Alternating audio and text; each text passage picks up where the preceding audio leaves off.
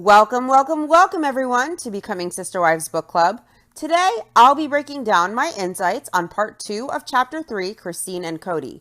First, I just want to make a quick correction, and it is not a huge major detail, but I did say that in the scene when Cody dives into the prairie dog plagueland infested drainage ditch, that he was in white tidy whities, and his disgusting tidy whities were not white. They were a dark color, like a dark brown or black. I can't exactly tell because it's blurred, thankfully. They were a dark color, and I just noticed because I am putting together a Cody's Cringiest Moments Part 2, and it still needs a lot of editing, so it might be like a week or 2 or 3, depending on my schedule before it's out, but they were not white, and I want to correct it only because even though it's not highly significant, I like to be accurate, and I like to be factual, and I like to be truthful, and if I notice that I say something that's not completely correct or accurate, I'm always going to correct it, even the minor details, because I never want to be accused of sensationalizing, and I don't think it's fair to do, to like exaggerate or sensationalize. I don't think that's fair. The reason I did think whatever disgusting thing Cody was wearing was white was because Cody has no self-awareness. So mentally, in my mind, I liken Cody to a mockumentary character, like Michael Scott or like Borat, because of just no self-awareness. And I associated Cody a lot with the same lack of self-awareness that we see in the character of Borat or Michael Scott. And Steve Carell and Sacha Baron Cohen are amazing actors, by the way. I love The Office, and I loved Borat 1 and 2, and Bruno, Who is America, The Ali G Show. I find it all hilarious. So I associate Cody in some way to Borat. And it's not that he directly reminds me of Borat, just the lack of self-awareness. And Borat used to wear those gross, funky, tidy whities. And so in my mind, whatever disgusting thing Cody was wearing reminded me of that. But they were a dark color, they were not white, and I just want to be accurate and factual, and I wouldn't want to sensationalize anything, and I want to be accurate, so I just wanted to correct that for accuracy's sake. So, for a quick refresher of where we left off last week with Chapter 3, Part 1, last episode ended with Cody calling Christine, who was elated that Cody wasn't going through with marrying the girl he courted as a minor that Christine introduced them to. When Christine learned that the wedding was off, she felt elated and she had hope of joining the family. But Cody promptly bursted her bubble by calling Christine out of the blue to boost his ego so she could comfort him. As Cody, as usual, put his own need for an ego boost ahead of Christine's feelings, complaining to Christine that Janelle was driving him crazy and frustrating him, probably around the time that she brought her boyfriend along to visit Cody and Mary. Christine was thinking finally it was her chance, and Cody was calling her only to complain about his love for Janelle driving him mad when he knew that Christine adored him. And she was probably expecting that Cody wanted to pursue her, only to discover he was crazy about Janelle and he ended up marrying her and moving out of state with his 2 wives, leaving Christine devastated. After Cody married Janelle, they visited Mary's parents in Utah and they invited Christine for dinner. But Christine wasn't bubbly and gregarious as usual, and Cody immediately sensed an underlying sense of sadness and turmoil within Christine. It made Cody sad to see Christine struggling.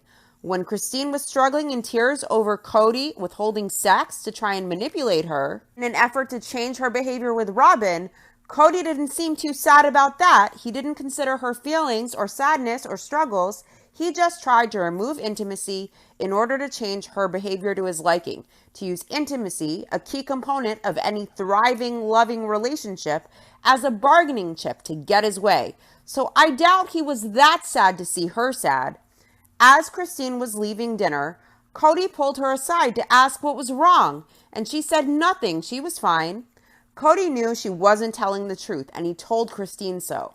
He insisted that Christine tell her what was going on. She was his friend, and he loved her, and he needed to know what was breaking her heart. She told Cody it was her parents' divorce, and her candid admission opened the floodgates, and Christine felt she could be honest with Cody like before. Cody felt the old spark that had once been between them reignite. Cody told Christine this ordeal might be helpful to her, that it might make her stronger and more self-aware.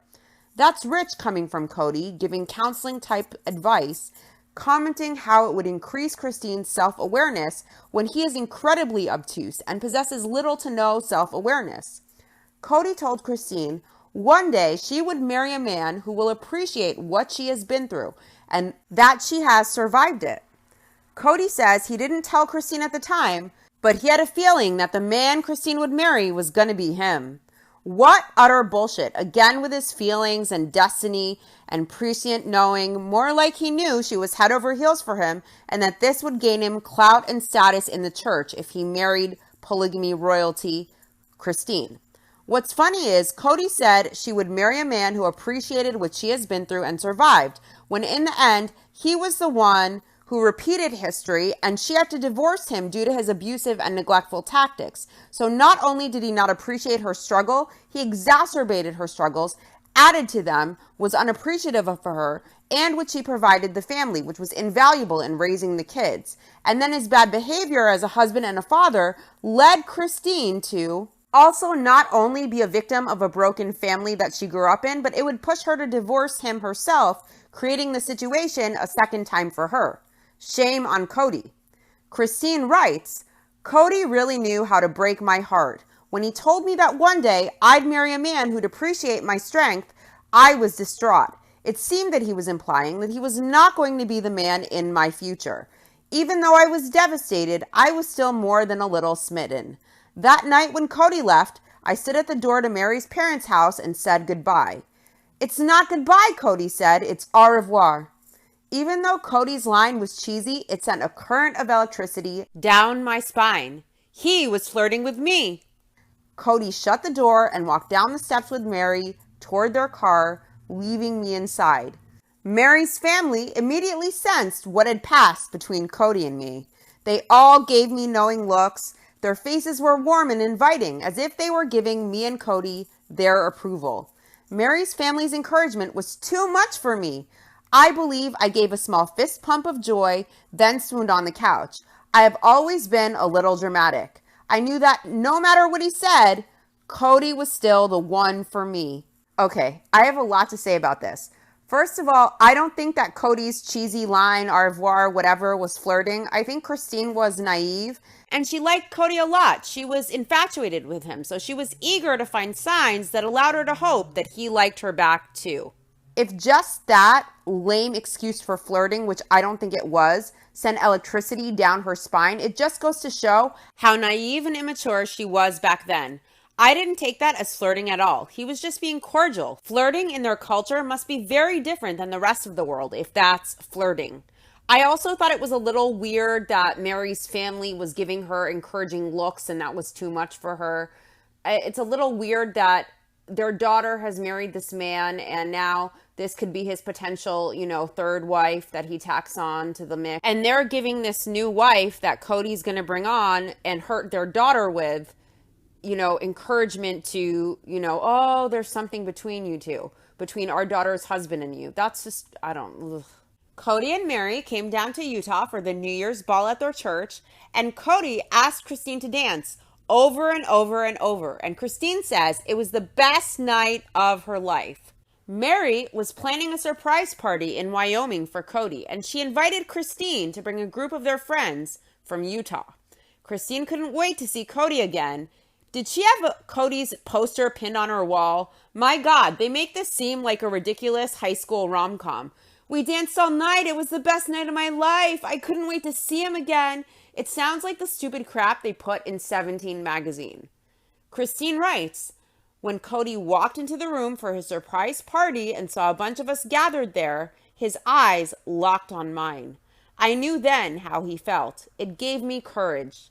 The next day, we found ourselves alone for the first time. We were sitting on the couch, and I just came out with it. Of all the guys I know, you are the one I'd want to marry. I love Christine. I'm a fan. As a viewer, I root for her. But if a guy is just not that into you or hesitant or reluctant and he's so insensitive of your feelings and you can tell you're all the way in the pool and their toes are barely dipped in the water with maybe just the pinky toe grazing the surface And the guy puts you through an emotional roller coaster, only considering your feelings when it's convenient for them and imposing their feelings on you when they need to be coddled and comforted, knowing that their feelings of love for others will hurt you and make you suffer, but their own feelings matter more than yours and how you will feel. How can you know they are the one and want them so bad? Even when she knew she pined after Cody, she also knew she was never Cody or Mary's first choice. Christine wanted in badly. Cody didn't really want her, making excuses. Mary made it clear to Cody many times she didn't want to court Christine. Then they knew that she adored Cody, and she brought along this minor girl to go to whatever church, social, whatever youth thing. And Mary became this girl's bestie, replacing Christine. And Mary also approved of Cody's courtship with this minor 17-year-old girl. But Mary, Christine's best friend, did not approve of Christine courting Cody. And Cody made the excuse that he was not wanting to court Christine because she was Mary's best friend. And if they courted, Mary would feel abandoned by her two best friends. But this minor girl became Mary's best friend, replacing Christine in a sense as Mary's main bestie. And Mary had no problem. She approved of Cody courting her. And Cody had no hesitation whatsoever of Mary feeling abandoned by her two best friends in the whole entire world when it came to courting this minor. If I was Christine, this wouldn't smell right to me. Something would feel off. And at that age, I might not completely understand why I felt pause or the full picture, but I definitely know my so-called best friend wasn't good with me being her sister wife or marrying Cody. But I would know that I would bring this 17-year-old girl and Mary will automatically become her best friend. And she is good with that 17-year-old girl being her sister wife and a second wife. Why is that girl good enough for the family and I'm not good enough? I'm her best friend and I know Cody and I love and adore Cody and I'm not good enough, but this minor girl is good enough. And I just don't understand. Why throw yourself at someone who doesn't want you deeply or feel the same as you or as enthusiastic about you as you do about them? But I guess when you're that young, there's all the oxytocin and endorphins and chemical releases that go off, and you go on emotion without thinking critically. We have to remember, too, that Christine was probably extra green and naive because she grew up more sheltered than most other girls her age. And she also had less experiences with infatuations or crushes or dating or romance. Cody, for her, was maybe her first love, like the high school kind of love. It wasn't a mature love. She was less mature and she probably went by pure emotion, and her dad was in the church and he liked Cody and endorsed him, and that jived with her emotions. So it may have been easy to overlook all the red flags. Christine was proud of being so forthcoming and honest with Cody. She approached her grandfather, the head of their church, and told him if Cody Brown asks, she wants to marry him and join his family. Cody says Christine made it easy for him to get permission to court her. Cody called her dad, who was thrilled. He thought it was great, and it was exactly what he was hoping for his daughter, Christine. I guess Christine's dad and grandfather both didn't see any red flags at all with Cody, like the emotional roller coaster he put her on. By knowing she adored him and refusing to court her, and Mary not wanting her as part of their family, and then courting the minor that Christine introduced them to, as she pined for Cody.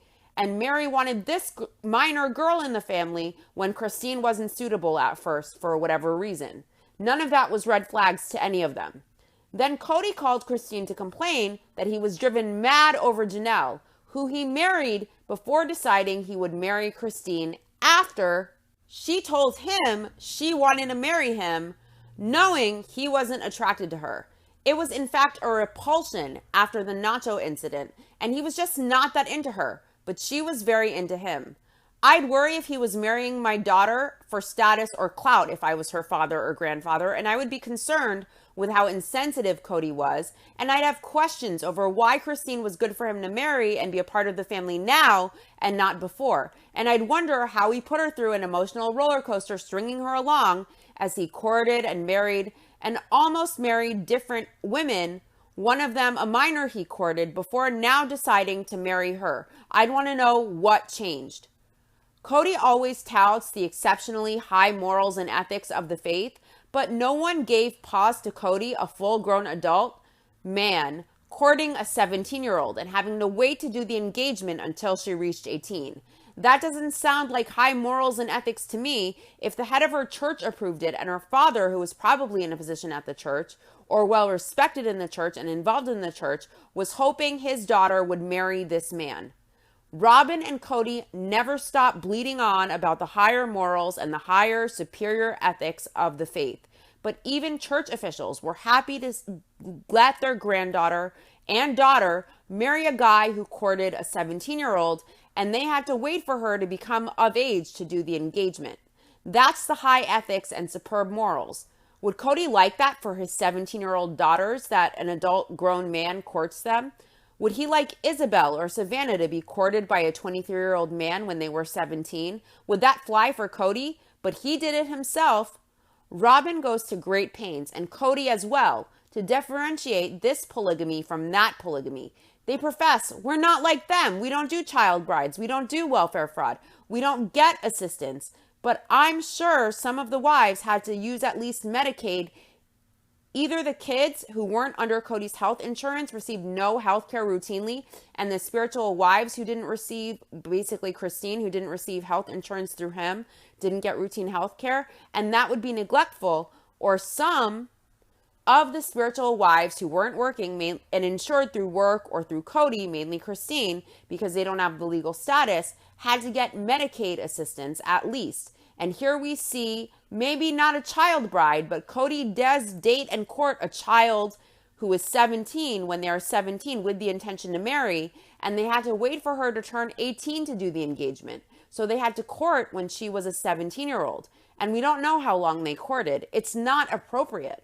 An 18-year-old with a 17-year-old in the state of Wyoming and the state of Utah, and I know they weren't hooking up, and I'm sure no impropriety or intimacy took place, but just for reference, that is considered statutory rape, whether the sex is consensual or not. And I know they weren't doing that, but it's still inappropriate if an 18-year-old dates a 17-year-old or a 20, 21, 22, 23, whatever, an adult, 18 and up, man, dates a 17-year-old and they hook up. That's considered statutory rape, whether the sex is consensual or not. Just for reference, that is considered statutory rape. Again, whether the sex is consensual or not. And I know in their faith, they don't engage in premarital sex, but it's still inappropriate. And if they were to seal the deal, it would be statutory rape. So maybe it's not child brides per se, but it's still inappropriate. And the consequences of the relationship, should it get out or should they have been intimate, would be statutory rape. So the high ethics and standards really only apply when convenient, even to their church leaders, apparently. And when Robin says polygamy isn't like what is shown, it's not the compound, culty, Warren Jeff stuff, we're a normal family, we aren't them, we don't have the same immoral ways as them, we don't commit the same abuses, they still aren't that much better or that much different. Cody writes of Christine's dad, Christine's father was aware of how she glowed when we were together. He was also aware of how she had pushed all other boys to the sidelines in favor of me. He wanted her to be happy, and now he knew that she made me happy.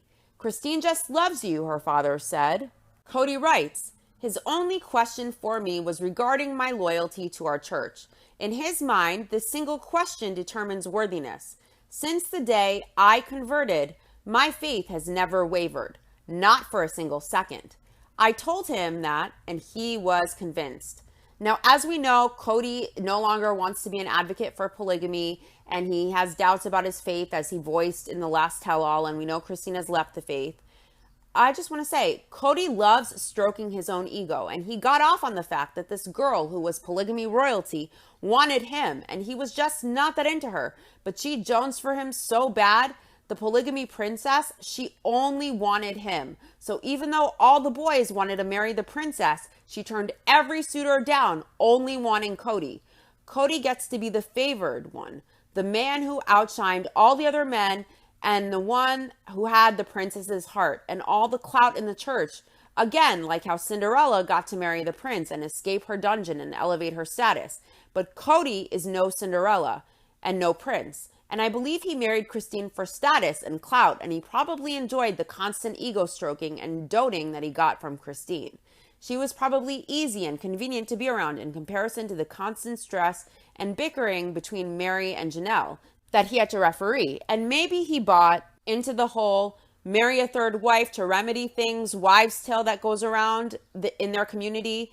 But mainly, he married Christine for status, kind of like Prince Charles had to find a woman worthy to be a queen of the right bloodline to breed his kids, who was virginal and pure. It was such bullshit, of course, and those royal bloodlines are all composed of incest upon incest, keeping it in the family.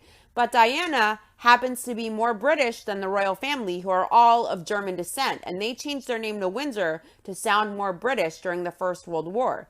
They knew their German name wouldn't fly, of course. So it's kind of like Charles went after Diana because she came from the right bloodline. He didn't really love her. She was just the right woman to do the job. And Cody wasn't really that into Christine, but she was polygamy royalty, and he was willing to marry her even though he wasn't that into her because it would elevate his status. From what I've seen in polygamy, there's a lot of kissing cousins too within certain pockets of that community. And it's very closed off, so the intermarrying continues generation to generation to generation because you're staying within that faith. And everybody is related somehow, some way, inevitably. Cody says on Valentine's Day, he asked Mary's sister Teresa, who lived in Utah, to buy a bouquet of roses for Christine, and he told her to write a note. Let's get the ball rolling. Teresa offered to deliver the roses to Christine's work. Christine was a title clerk at a car dealership. So we know that Mary worked in photography, Cody did the temp agency and advertising, Janelle worked at the temp agency, and she rented her place out. I wonder if we will learn what Robin's job was before she married Cody and got a free ride at the family's expense. I'm curious as to what her job was. She says she worked, she paid all her bills, she paid her rent for her kids, she supported her kids, and then when she married Cody, she decided the family's budget could be stretched even thinner to support her and her whole livelihood without working or contributing, and it wasn't one more person, but four, including her kids, and a whole separate rental house. Christine's office knew she came from a polygamous family and that she had a crush on a polygamous man with 2 wives already. Christine called out sick that day, so Teresa delivered the flowers to her home. Cody called Christine that night, and they were both happy and giddy. The next weekend, Cody and Janelle headed to Utah, and Janelle offered to hang out with some church members so Cody and Christine could get some alone time. Cody says Janelle was sweet and accepting of their courtship. Things were difficult and tense between Mary and Janelle in the house, so Cody believed that Janelle was hoping for a new friend and ally to be her sister wife. And that has come true. They are like sisters, Janelle and Christine, and they are definitely best friends. So even to this day, and that's heartwarming, actually. Mary was prickly when Cody began courting Christine, her supposed best friend. Cody says Mary liked Christine, and she knew how close Cody and Christine were. But earlier, didn't Christine describe Mary as her best friend and her close friend, so much so that she was jealous when she was replaced by the minor girl as Mary's best friend? Cody here is saying Mary liked her, and we know she was opposed to Cody and Christine courting. But before, Cody said Mary would feel abandoned by her 2 best friends. Should he court Christine and hang out with her one-on-one, she would feel abandoned because those are her 2 best friends in the world. So did Mary just like Christine, or were they best friends? Which is true, because there's a difference between just liking someone and being their best friend. I understand the theory that they were best friends till Mary grew jealous when she learned Christine was all about her man. And that's possible and logical, but Mary typically becomes besties with the women that Cody courts before she gives approval, and then the courtship moves forward. She repeatedly didn't approve of Christine, even though they were friends.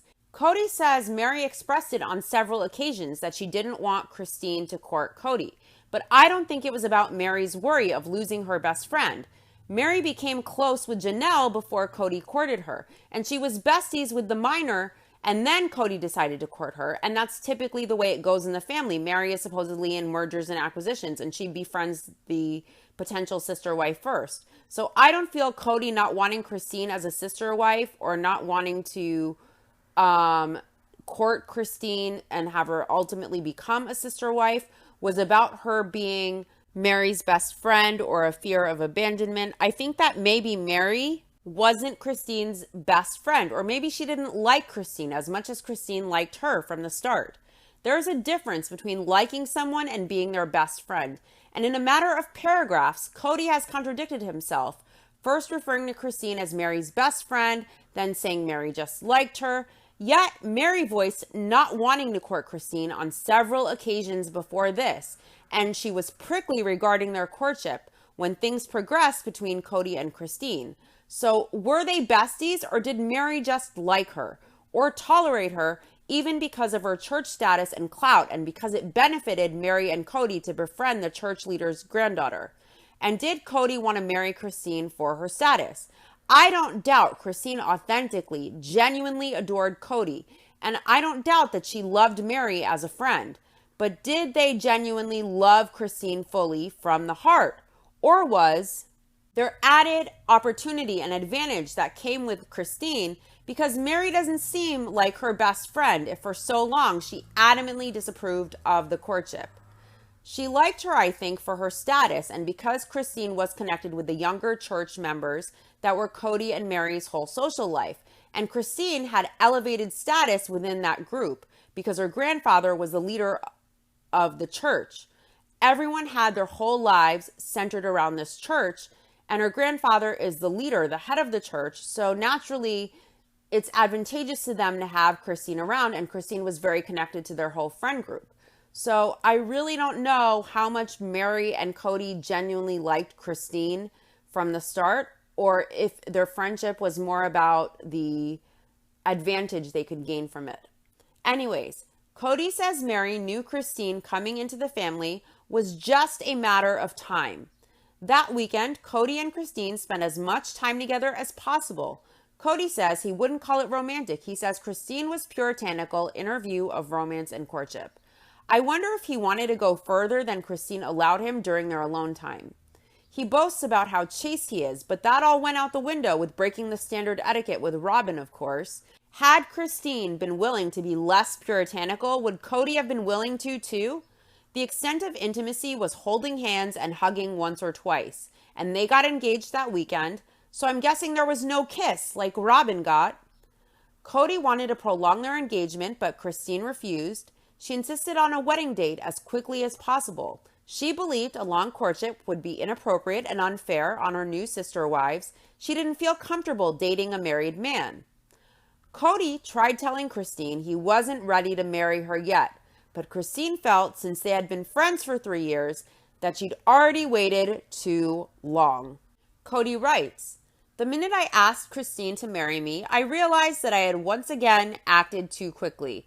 I was in over my head. I was not even 25. I already had 2 wives, and Janelle was expecting our first child. The thought of trying to bring Christine into our family gave me serious pause. I'm afraid I showed up at our wedding with what Christine calls a 1,000-yard stare. Suddenly, I felt the weight of the world on my shoulders. I was nervous and apprehensive. I knew there was a lot about my life that Christine didn't understand. She had only ever seen me as the life of the party and the good time guy. She didn't know how tense things were between Mary and Janelle, and hadn't had much opportunity to get to know them herself. When I proposed, I was working at a job that was crushing my soul. Mary and Janelle were miserable with each other, and I didn't know how to negotiate a truce between them. And now I was introducing a third wife into an unstable environment. I had no doubt that Christine was the right person, but I sensed it was too early to marry her." If Cody didn't feel ready to marry Christine, why didn't he just insist that he needed time? It's sad how excited she was to marry Cody and the reluctance Cody felt.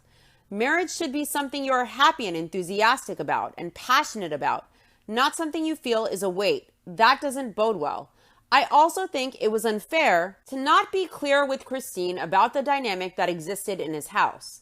She was going into a war zone with no heads up, picturing something completely different in her mind with very little life experience.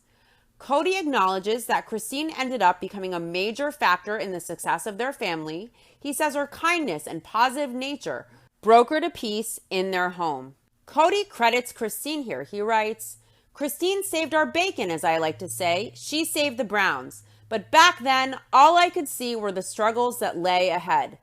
So, at the time of writing this book, Cody appears to be appreciative of Christine, acknowledging her as a major factor in the success of their family. And I believe that to be 100% true, that she is the most major factor in the success of their family.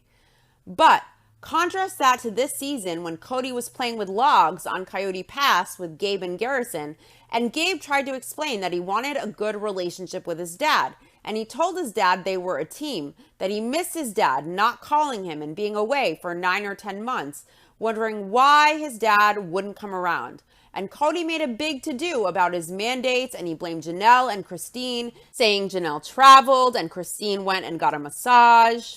And all of that was against Cody's man-made, self-made COVID mandates that were more strict than the CDC guidelines. And Cody explained to Gabe that was why he wasn't around, because of the mother's inappropriate, irresponsible behavior in response to COVID. And Cody blamed his wives for why he didn't come around and why he neglected his kids. And Gabe stood up for Christine, and he told Cody that Christine is amazing, and she raised at least 7 kids at a time and was a primary caregiver to all of her kids and Janelle's kids. And it was clear Gabe had Christine's back, and he wasn't going to allow Cody to paint either of his moms as irresponsible regarding the pandemic. And he wasn't going to allow Cody to place the blame for his absence with his kids and the neglect and lack of communication on his moms. And Cody's response to Gabe was, "Oh, that was a long time ago," as if it mattered less or didn't count because Christine did that in the past. And now everyone was grown. He was quick to try and minimize Christine's value and the sacrifice she made for the family. But Gabe did not allow Cody to spin his narrative or deflect. I thought that was amazing. Cody's adult kids from Mary, Christine, and Janelle are very self-aware and mature and responsible and intelligent and emotionally intelligent. And they seem to really know Cody's number, and they don't fear clashing with him or calling him out. And I appreciate that. It's satisfying to see the loyalty the kids have to their moms and how they defend them with Cody. And it's really heartwarming and genuine, and it's a very unconditional love and an unconditional bond despite all of Cody's toxicity, like a flower growing in the crack of the sidewalk. This season, Cody showed resentment and contempt to his wives. He labeled as disrespectful when they weren't willing to follow his self-made mandates that were intentionally impossible to follow to serve Cody so he could live in monogamy, and use his wife's refusal to follow his way blindly as a reason not to rotate and split his time or see his kids, pinning it on fear of the pandemic and his wife's lax, irresponsible attitude when they did follow CDC guidelines. Cody refused to take accountability for neglecting the relationships with his kids and also his wives, and he blamed the irresponsibility and the disrespect of his wives that made him unable to be fair and equal, all under the guise of protecting the family. And when Christine's value was brought to his attention, he dismissed it as, "Oh, that was long ago." But when he writes this section, he was happy to say that he appreciates and values Christine. Cody is like a leaf blowing in the wind, only doing what's convenient for him in the moment. Whatever direction the wind blows him is the way that he'll feel that day based on his mood. We learn that Cody worked right up until the wedding, and he could barely get off of work for his own wedding. And Christine had to organize the whole wedding herself. That's in contrast to Cody being so involved in his wedding to Robin that he even picked the dress while Robin staged a fake wedding dress shopping experience with the wives who believed they were genuinely helping Robin pick her wedding dress. And Robin tried to use that as a fake manipulative experience to bond with the wives and gain points with her sister wives, knowing Cody picked the dress himself, something he had never had any interest in doing with any of his other wives. Cody's father and Christine's mother didn't attend the ceremony, so it was a hard day for them. We know Christine's mom divorced her dad and left the faith, so maybe that factored into her not attending the wedding. We don't know. We know Christine's mom made the dress, though, the one Christine lovingly cut up to hand make some flowers for McKelty on her wedding day. Cody's dad, I don't know why he wouldn't attend. So one of the happiest days of a couple's life is supposed to be the wedding day, but it seems like a tough and hard day, a day thrown together that Cody could barely get off of work for, and he didn't have time to even plan a honeymoon. If I didn't know better, I'd think it was a shotgun wedding with the way it was described. And I know that it wasn't a shotgun wedding, but it feels rushed and thrown together and very heavy and unenthusiastic. Christine seems to be the only one that's super happy and excited about this wedding. Cody says not only did he not have time to plan a honeymoon, it never occurred to him to plan one. No one told him he should plan one. Seriously, what the fuck? He writes that. He says no one told him he should plan one. Cody was old enough to marry 3 women and go through the process twice before, but he wasn't told to plan a honeymoon and it didn't occur to him because he wasn't told? Really? Or was it just inconvenient and he wasn't too invested and he didn't give a fuck? This wedding and the way Cody describes it reeks of reluctance and regret. This guy was married twice before. This is the 3rd go-round and he didn't have the forethought and it didn't occur to him to even plan a honeymoon. That shows how enthusiastic and passionate he was about marriage to Christine and how much he valued her and felt honored for her to be his wife. This is so different in contrast to Robin and Cody. Cody, with Robin, felt it was only fair he be involved with every last detail of his wedding, even picking Robin's dress, which typically the groom doesn't do. And he painstakingly planned an 11-day honeymoon in paradise with surf school and crossing things off Robin's bucket list and personal tours at the wild animal park and ziplining. Cody understood he needed a honeymoon with Robin, and it definitely occurred to him to plan one meticulously. And it was one that required planning flights, rental cars, hotel rooms, and he was enthusiastic and eager to marry Robin. He wanted to be involved with every detail. He planned this dream honeymoon, 11 days, one-on-one time, crossing things off bucket lists. With Christine, I feel reluctance, and he clearly wasn't eager to consummate the marriage. You would think he'd be eager to whisk his new wife away, if only for a few days. I think he really wasn't invested, and he didn't give a fuck, and he didn't enter into this marriage for the right reasons. That's just my opinion. Cody explains he was constantly busy with work, or like a ping pong ball going back and forth between his 2 wives, who were always bristly. He blames his wives about his lack of foresight regarding the honeymoon. He says no one told him he should plan a honeymoon, something he shouldn't need his wives to direct him on. And he says his wives, who were cross, weren't interested in advising him on what he should do with Christine. He's been married twice before. He has a kid on the way. He didn't know as a husband twice over what was expected of him and that he would need to plan a honeymoon, really? After the wedding, Cody and Christine headed to Montana, and it was an intense trip. He admits he wasn't his most cheerful self. He probably went into full-blown mask-off mode now that he was sealed to Christine, knowing she had no way out back then. Cody says they went from buddies to getting married, and they didn't have time to get used to each other, and Cody wasn't prepared for all the adjustments of adding a new wife to the family. Christine writes, I was shaken when Cody showed up at our wedding with that look on his face. He was morose. I was even more devastated when I learned that he hadn't planned a honeymoon. I was hoping that we'd finally have a romantic getaway, something special that told me how thrilled he was to have me in his family. I was young and naive. I had no idea how to tell Cody what I wanted from him. On our honeymoon, a drive through the sticks of Montana, I was struck by the realization that I didn't know Cody very well.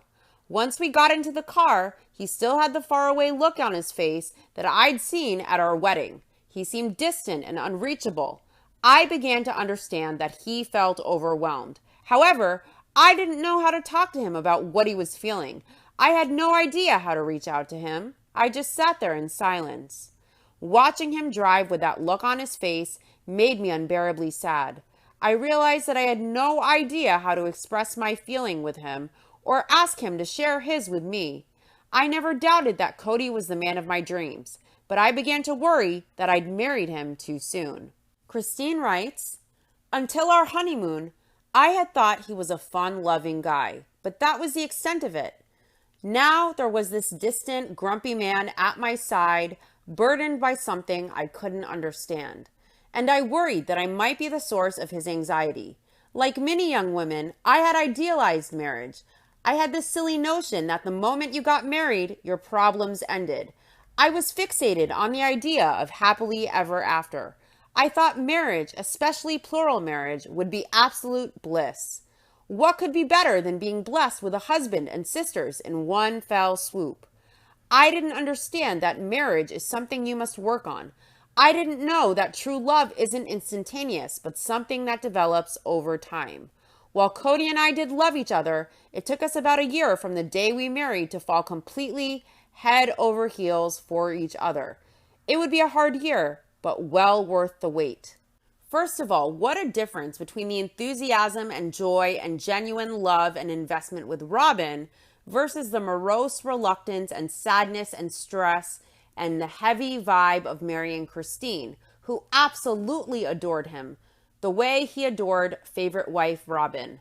Cody basically phoned it in. He wasn't too enthusiastic about marrying Christine. He didn't bother to plan a honeymoon, but with Robin, he dove all the way into the pool, as Christine did for him. But he didn't feel it or give it back, not giving a fuck about the honeymoon or the fine details of the wedding. For Cody's wedding day, for his marriage to Christine, he could barely get off of work. Cody described it as a hard day, and it devastated Christine when all of a sudden he was gloomy and morose, even on the unplanned road trip he labeled as a honeymoon. Cody felt stressed and burdened and heavy and morose, and Cody never showed anything but the charming chameleon to Christine, so I'm sure it was quite the shock and reality check, and the image that Christine had of love and marriage in her mind, the fairy tale she discovered, would become more of a nightmare. I'm sure Christine felt surprised and deceived and disappointed and unloved and unappreciated. With Robin, that was Cody's fairy tale romance. He was giddy, feeling she was his soulmate. So much so, Cody was so invested that he even agreed to take on his soulmate's kids, even though Cody had decided previously that he'd never want a woman who had kids. He willingly went against what he had decided, and he accepted Robin's kids because he loved Robin deeply, or he felt he loved her, and he wanted to be present and fully invested, bending the rules for Robin, barely withstanding the separation during the courtship phase. Cody wanted to be involved with every detail of the wedding, including the dress, when with his other wives, he really didn't care. That girl stuff didn't matter, not the dress or the reception. He left that to the women. But with Robin, he felt it was fair to be involved in the wedding planning, and he was enthusiastically involved and invested in the wedding to Robin. And it was romantic in nature. And Cody not only planned 11 days of one-on-one time, of uninterrupted time for his honeymoon with Robin, painstakingly planning the flights, the hotels, the destination, paradise in San Diego, but he planned private wild animal park tours and surf lessons and zip lining. He crossed off Robin's bucket list items. He gave Robin 11 days of meticulously planned time, one-on-one time that no other wife or kid got, other than when Mary first married Cody and they lived monogamously for a time, I believe it was about 3 years, before adding the other wives and kids.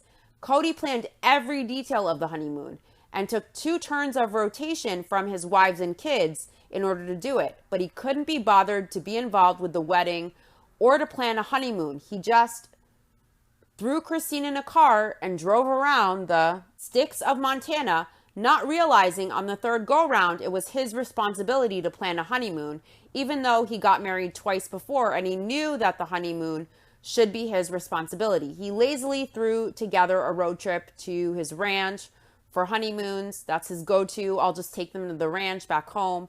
But Robin got effort and investment and crossing off bucket lists, and he was happy and carefree. He was happy on his wedding day, excited, elated. He was happy and carefree on his honeymoon. He got the honeymoon suite and the Sebring convertible. He was doing all of the tourist stuff. They were hugging and swaying and making out on every street corner that they could find. Cody was announcing his love to the world. It was like 2 teens glued at the lips. He was giddy and he was so happy, and so was Robin. They savored the moments of this 11-day honeymoon. They savored their wedding. Everything was happy and harmonious, and everyone, they were both glad to be there. It wasn't heavy at all, even though Cody was causing his wives an incredible amount of pain. But Christine got a morose Cody and a moody Cody with the weight of the world on his shoulders. Not a happily married newlywed who was honored that Christine married him. He couldn't care enough to even feign interest or plan a honeymoon. That's how much he wanted to marry Christine and how much he loved her. If describing Cody as morose is the honeymoon phase, and he was morose during the honeymoon phase of their relationship, imagine what the rest of the marriage felt like. I think Christine was in over her head and she perceived polygamy as this perfect lifestyle, and she imagined it like a fairy tale in her mind through rose-colored glasses, as if the marriage and the family would be this ideal, easy, perfect, blissful experience, and it was anything but that, of course. Why didn't the women who understood the hardships and the suffering and the complexities of multiple relationships and multiple wives sharing one husband sit down and explain the reality of what Christine was getting into and what she was actually signing up for? She only saw the rosy parts, the big family, the kids, the happy events, but beneath the rosy picture, there is financial struggle, emotional struggles, and the unmet needs and expectations of multiple wives and one man with so much burden and struggle, the multiple demands, roles, and responsibilities that he has to fill. It becomes more than one person can uphold and more than each relationship can bear. And there's a hierarchy involved as well. So how could Christine not consider that? How could the women in her faith, in her church, not open her eyes and explain this to her before she got married, especially so young? How could Cody take on more than he could handle knowingly without showing Christine the truth of who he really was and the struggles and conflicts within the many relationships of his family and the strife in his household? Christine was young and naive, and she went into this blind with dreams and expectations in her mind that became a nightmare lived in her reality, especially at first adjusting to the fact that her ideal dreams of the lifestyle would never be her reality. That does it for this episode. Thanks so much for listening. To my YouTube viewers, if you could please like and subscribe, I'd greatly appreciate that. Next week, I'll cover episode 6 of Becoming Sister Wives Book Club, covering chapter 4 entitled Robin and Cody. I'm pretty sure that'll be a long one. I don't know if it will take 2 episodes. There might be a part 1 and a part 2 of that chapter. We'll have to see. I'm sure it will have a completely different soulmates lovey-dovey vibe, and if I'm not mistaken, the way they discuss meeting Robin in the book is a little different, or a lot different, between the show and the story written in the book. But I'll have to look through my first season scripts to see how exactly the story was recounted on the show to confirm that, and I will be sure to bring all the details on my next episode. Friday or Saturday, I'll be putting out the next episode of my Sister Wives Rewatch, Season 2, Episode 6, entitled Polygamous Party. See you soon, and don't forget to leave your thoughts and insights in the comments section. I always look forward to hearing your takes. Thanks. Bye.